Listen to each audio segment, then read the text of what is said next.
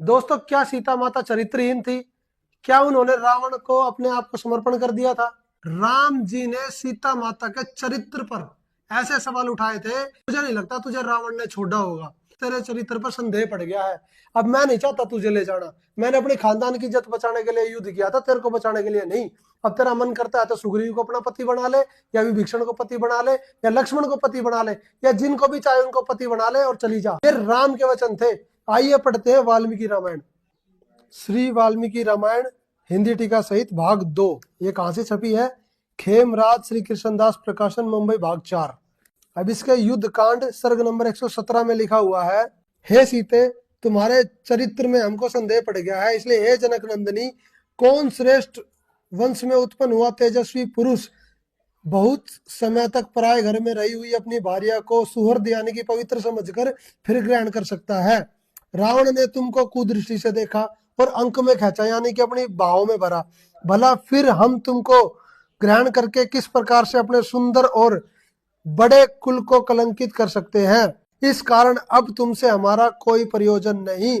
जहां इच्छा हो वहीं चली जाओ। यदि तुम्हारी इच्छा हो तो लक्ष्मण को अपना पति बना लो, भरत या शत्रुघ्न के निकट रह सकती हो, अथवा यह सीते तुम सुग्रीव या विभीषण या जहां तुम आत्म समर्पण कर सकती हो उसी स्थान पर चली जाओ।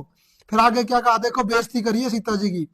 तुम्हारा दिव्य रूप देख और ऐसा सुयोग्य पाए और ऐसा सुअवसर पाए रावण का तुमको क्षमा करना असंभव है। यानी कि तुम्हारा रूप देख के मुझे नहीं लगता रावण ने तुम्हें छोड़ दिया होगा। राम जी के वचन सुनकर जानकी जी वचन रूप बाणों की गांसी हृदय में लगने से अति पीड़ित हुई, बहुत दुखी हुई।